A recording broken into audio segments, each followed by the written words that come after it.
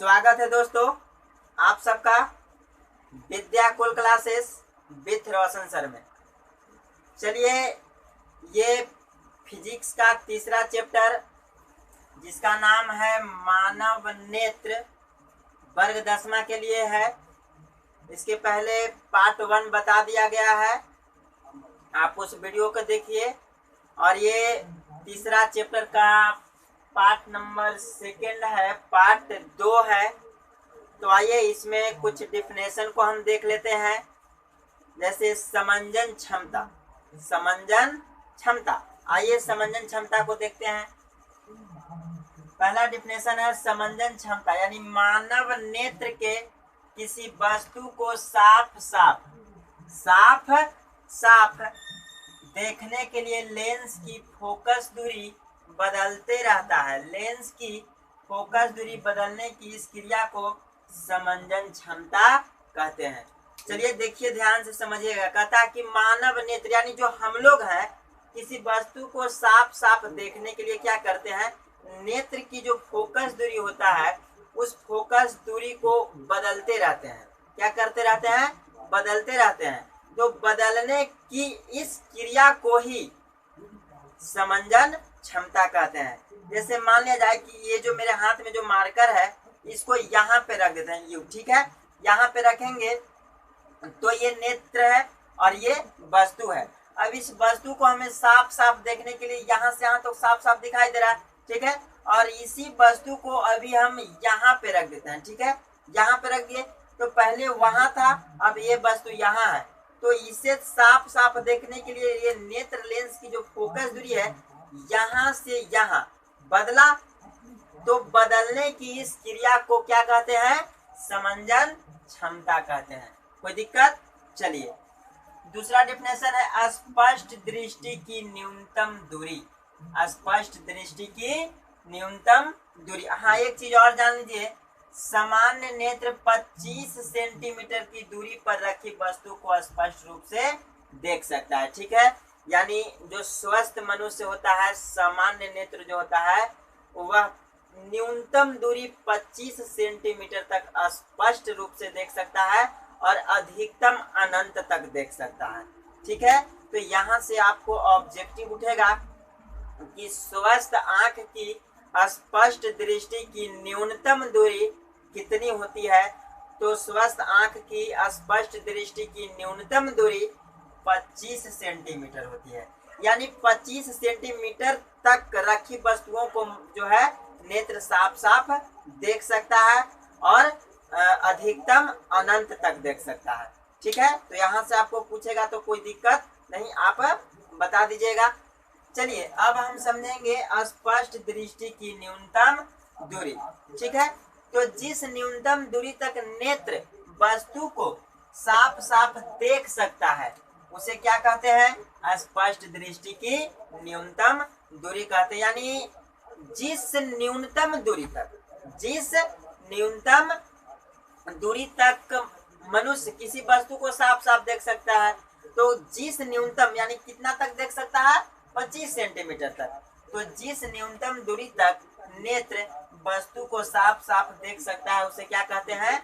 स्पष्ट दृष्टि की न्यूनतम दूरी। और स्पष्ट दृष्टि की न्यूनतम दूरी कितना होता है? 25 सेंटीमीटर। यानी 25 सेंटीमीटर तक जो है मनुष्य किसी वस्तु को साफ स्पष्ट रूप से देख सकता है। चलिए अब अगला डेफिनेशन की बात करें तो अगला है दूरबिंदु। क्या है? दूरबिंदु। यानी जब मनुष्य दूर रखी वस्तु को स्पष्ट रूप से देख सकता है तो उसे क्या कहते हैं? दूरबिंदु कहते हैं। और इसे एफ द्वारा सूचित किया जाता है। यानी जब मनुष्य दूर रखी हुई वस्तु है, ठीक है, और उसे वह मनुष्य स्पष्ट से देख लेता है, मतलब उसे देखने में उसे कुछ प्रॉब्लम नहीं होती है, तो उसे दूरबिंदु कहते हैं। और जब मनुष्य निकट रखी वस्तु को स्पष्ट रूप से देख लेता है तो उसे निकट बिंदु कहते हैं। कोई दिक्कत दूरबिंदु में? यानी दूरबिंदु को जब स्पष्ट रूप से देखे तो दूरबिंदु, और निकट रखी वस्तु को जब स्पष्ट रूप से देखे तो निकट बिंदु, ठीक है। चलिए, तो ये था अगला पॉइंट, निकट बिंदु। यानी जब मनुष्य निकट रखी, इसमें दूर रखी था और इसमें निकट रखी वस्तु को स्पष्ट रूप से देख सकता है तो उसे निकट बिंदु कहते हैं। अच्छा, दूर बिंदु को एफ से डिनोट किया जाता है और निकट बिंदु को एन से डिनोट किया जाता है। ठीक है, चलिए अब अगला बात करें दृष्टि परास। किसको बात करें? दृष्टि परास, यानी दूर बिंदु और निकट बिंदु के बीच की दूरी को दृष्टि परास कहते हैं। ठीक है, यानी दूर बिंदु, यानी जब मनुष्य दूर रखी वस्तु को स्पष्ट रूप से देख रहा है तो वह दूर बिंदु हो गया, और निकट रखी वस्तु को जब स्पष्ट रूप से देख रहा है तो निकट बिंदु हो गया। अब दोनों का मतलब दूर बिंदु और निकट बिंदु यानी दोनों के जो बीच का जो दूरी होता है उसे कहते हैं दृष्टि परास। ठीक है, कोई दिक्कत? चलिए आप उसके बाद जो पीछे कल हमने बताया था ये सेकंड पार्ट है, उसके बाद आप कॉपी में नोट कर लीजिए जल्दी फटाफट।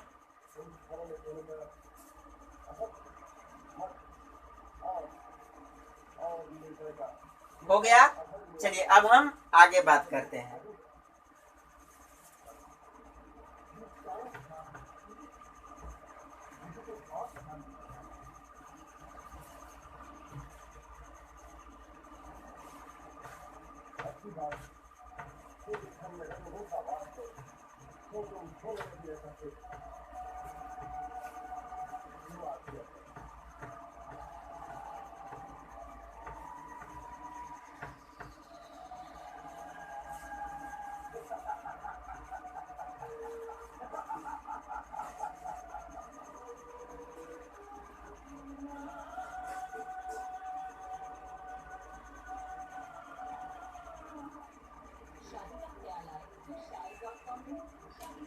चलिए अब आगे हम बात करेंगे दृष्टि दोष के बारे में, मनुष्य का दृष्टि दोष के बारे में।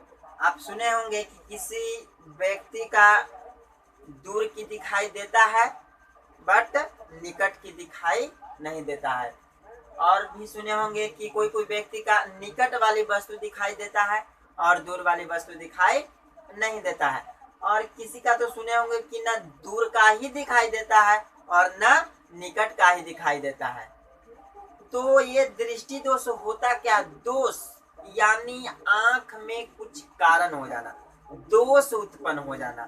ठीक है, उसके अंदर देखने की जो क्षमता होती है वह खो देता है, तब जो है आंख में एक दोष उत्पन्न होता है, और वह दोष जो होता है मुख्यतः 3 प्रकार के होते हैं। तो चलिए सबसे पहले हम दृष्टि दोष के बारे में बात कर लेते हैं। दृष्टि दोष, दृष्टि दोष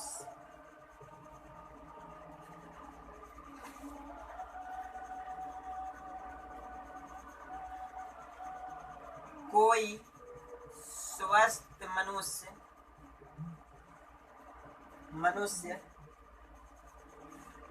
स्पष्ट दर्शन के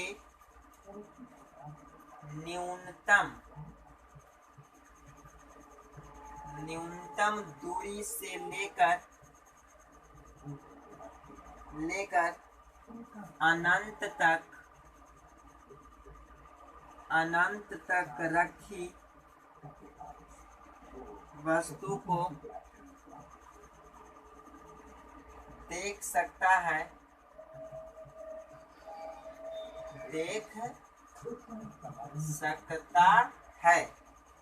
लेकिन कई कारणों से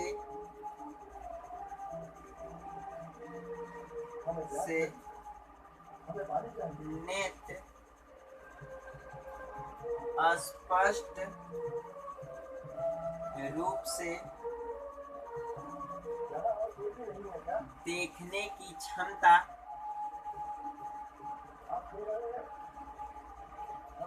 खो देता है,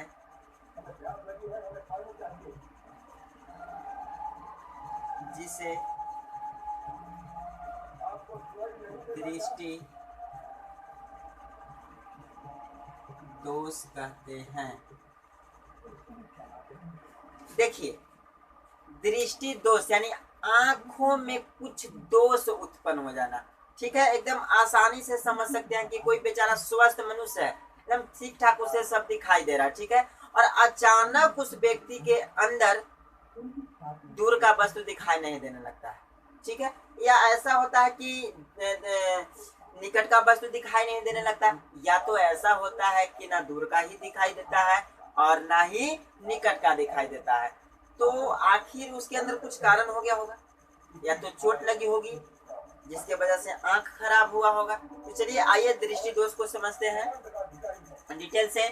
देखिए, कहता है कि कोई स्वस्थ मनुष्य, एकदम बिल्कुल स्वस्थ मनुष्य है जो स्पष्ट दर्शन के न्यूनतम दूरी से लेकर अनंत रखी वस्तु को देख सकता है, यानी साफ साफ देख सकता है, साफ साफ देख सकता है, मतलब न्यूनतम दूरी से लेकर के अनंत तक रखी वस्तु को साफ साफ देख सकता है। लेकिन कई कारणों से, कुछ भी कारण हो सकता है, चोट लग सकता है, आंख खराब हो सकती है, बहुत से वैसे कारण है, झटका लग सकता है, तो कई कारणों से, यानी कुछ कारणों से नेत्र स्पष्ट, स्पष्ट का मतलब साफ नहीं, स्पष्ट रूप से देखने की क्षमता जो है खो देता है। क्या कर देता है? स्पष्ट रूप से देखने की क्षमता खो देता है, जिसे क्या कहते हैं? तो दृष्टि दोष कहते हैं। तो चलिए अब हम समझ गए कि दृष्टि दोष यानी आंखों में होने वाली दोष को ही दृष्टि दोष कहते हैं। ठीक है, अब हम बात करते हैं कि ये जो दृष्टि दोष होता है ना, वह कितने प्रकार का उत्पन्न होता है, आंख में कितने तरह से दृष्टि दोष उत्पन्न होता है। तो दृष्टि दोष जो होता है, आप नोट कर लीजिएगा, 3 प्रकार के होते हैं। दृष्टि दोष 3 प्रकार के होते हैं। दृष्टि दोष 3 प्रकार के होते हैं। पहला होता है दूरदृष्टि, दूरदृष्टि दोष। दूसरा होता है निकट दृष्टि दोष, और तीसरा होता है जरा दृष्टि दोष।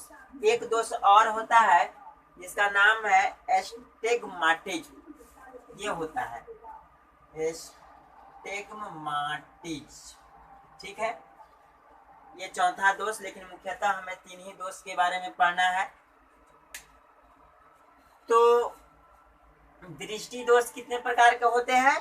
3 प्रकार के, दूरदृष्टि दोष, निकट दृष्टि दोष और जरा दृष्टि दोष। अब हम बारी बारी से जानेंगे कि ये दूरदृष्टि दोष क्या है, निकट दृष्टि दोष क्या है और ये जरा दृष्टि दोष क्या है। ठीक है, अब देखिए, सबसे पहले बात हुआ आंख में जो उत्पन्न होता है दोष, वही दृष्टि दोष हुआ। तो दृष्टि दोष 3 प्रकार के, यानी आंखों में जो दोष उत्पन्न होता है ना, वह 3 प्रकार के उत्पन्न होता है। ठीक है, 3 प्रकार का अभी हम बताते हैं। किसी व्यक्ति का दूर का दिखाई देगा, निकट का नहीं, पहला दोष। किसी व्यक्ति का निकट का दिखाई देगा, दूर का नहीं, सेकंड दोष। और तीसरा दोष, न निकट का दिखाई देगा और न ही दूर का दिखाई देगा, ये जरा दृष्टि दोष हो गया, तीसरा दोष। तो चलिए आइए देख लेते हैं डिटेल से। सबसे पहले है दूरदृष्टि दोष, दूरदृष्टि दोष। अब देखिए, यहाँ आपको समझना है दूरदृष्टि दोष होता क्या है। अब देखिए, जिस दोष के बारे में चर्चा किया हुआ रहे, एकदम ध्यान से समझिएगा, मेरे बातों को सुनिएगा। ठीक है, जिस दोष के बारे में चर्चा किया हुआ रहे वही उसमें स्पष्ट रूप से दिखाई देता है। फिर से मेरी बातों को सुनिए, जिस दोष की चर्चा रहे वही उसमें स्पष्ट रूप से दिखाई देता है। ठीक है, नहीं समझे? समझाया था। जैसे यहाँ पे किस जो दोष की चर्चा हो रही है, दूरदृष्टि दोष का, तो वही उसमें स्पष्ट दिखाई देता है, मतलब ये दूर का वस्तु उसमें साफ साफ दिखाई देगा, निकट का नहीं। ये हुआ दूरदृष्टि दोष। ठीक है, यानी जिस दोष में दूर की वस्तुएं साफ साफ दिखाई देती है और निकट रखी वस्तु साफ साफ दिखाई नहीं देती है, उसे दूर दृष्टि दोष कहते हैं। चलिए अब यहाँ पे देखिए निकट दृष्टि दोष। अभी हम बताए ना कि जिस दोष का चर्चा रहे वही उसमें स्पष्ट दिखाई देता है। तो निकट दृष्टि दोष मतलब निकट वाली वस्तु इसमें स्पष्ट दिखाई देगा और दूर वाला नहीं। मतलब जिस दोष में निकट रखी वस्तुओं को स्पष्ट रूप से देख सकते हैं और दूर रखी वस्तुओं को स्पष्ट रूप से नहीं देख सकते हैं, उसे निकट दृष्टि दोष कहते हैं। ठीक है, चलिए अब आप तीसरा देख लेते हैं, जरा दृष्टि दोष। ठीक है, जरा दृष्टि दोष क्या है? जरा दृष्टि दोष कहता है कि जिस दोष में न निकट की वस्तु दिखाई दे और न ही दूर की वस्तु दिखाई दे, उसे क्या कहते हैं? जरा दृष्टि दोष कहते हैं। ठीक है, चलिए अब इसका जो उपचार होता है, उपचार जैसे यहाँ से 3 ऑब्जेक्टिव तो पूछेगा ही पूछेगा, पूछ सकता है, पूछेगा भी या नहीं भी पूछ सकता है, लेकिन भी बात है यहाँ से पूछेगा ये चीज का उपचार, यानी किसी व्यक्ति को मान लिया जाए कि दूर दृष्टि दोष है तो उसे किस लेंस का उपयोग करके सुधारा जा सकता है, किसी का निकट दृष्टि दोष हुआ है या किसी का जरा दृष्टि दोष हुआ है। ठीक है, तो आइए इस पर हम चर्चा करते हैं। उपचार की बात करें तो एक ट्रिक ध्यान से समझिएगा, एक ट्रिक ध्यान से समझिएगा। जैसे एक ट्रिक हम बता रहे हैं 2 पर 3, 2 पर 3 और यहाँ 3 पर 4, 3 पर 4, ये हुआ लेंस की बात, लेंस की बात, ये हुआ लेंस की बात। ठीक है, और ये हुआ दोष की बात, ये हुआ दोष की बात। वो कैसे? देखिए अगर किसी मनुष्य को, अगर किसी मनुष्य को 2 अक्षर वाला दोष हो, कितने अक्षर वाला दोष हो? 2 अक्षर वाला दोष हो, तो उसे 3 अक्षर वाला लेंस लगाकर संशोधित किया जा सकता है। समझ गए? अगर किसी मनुष्य को 3 अक्षर वाला दोष हो, 3 अक्षर वाला दोष हो, तो उसे 4 अक्षर वाला लेंस लगाकर संशोधित किया जाता है। चलिए इसे देखते हैं। मतलब 2 अक्षर वाला, यानी किसी को अगर दूर दृष्टि दोष होता है तो अरे इसमें कितने अक्षर? 2 अक्षर है, तो इसका उपचार किया जाता है 3 अक्षर वाला लेंस। तो लेंस हमने बताया था, लेंस 2 प्रकार के, अवतल लेंस, उत्तल लेंस। तो इसमें उत्तल लेंस, अब देखिए ये 2 अक्षर है और यहाँ 3 अक्षर वाला लेंस लग गया, तो दूर दृष्टि का उपचार किया जाता है उत्तल लेंस से। अब यहाँ देखिए निकट, यहाँ पे देखिए 3 अक्षर निकट, तो इसका उपचार होगा 4 अक्षर वाला से, अवतल। तो ये आप जिंदगी में नहीं भुलाइएगा, इसको आप नोट कीजिए। यहाँ से ऑब्जेक्टिव उठेगा, बोलेगा कि दूर दृष्टि दोष को दूर करने के लिए किस लेंस का उपयोग किया जाता है? तो उत्तल। और निकट दृष्टि दोष को दूर करने के लिए किस लेंस का उपयोग किया जाता है? तो अवतल लेंस का उपयोग किया जाता है। ठीक है, अब एक रहा जरा दृष्टि। हम ये दोनों का सिर्फ ट्रिक बताए थे। जरा दृष्टि दोष को दूर करने के लिए बाइफोकल लेंस का यूज किया जाता है, बाइफोकल लेंस का यूज किया जाता है। ठीक है, अब इसका पूरा डिफिनेशन अगले वीडियो में हम देखेंगे। इसका कारण देखेंगे कि दूर दृष्टि दोष होने का कारण क्या होता है, निकट दृष्टि दोष होने का कारण क्या होता है, जरा दृष्टि दोष होने का कारण क्या होता है। ठीक है, तो अगले वीडियो में इसका पूरा डिफिनेशन के साथ हम मिलेंगे। तब तक के लिए बने रहें मेरे चैनल पर। ठीक है, और रेगुलर आप पढ़ते रहें, देखते रहें। पार्ट 3 में आपको इसके बारे में मिलेगा। तब तक के लिए धन्यवाद।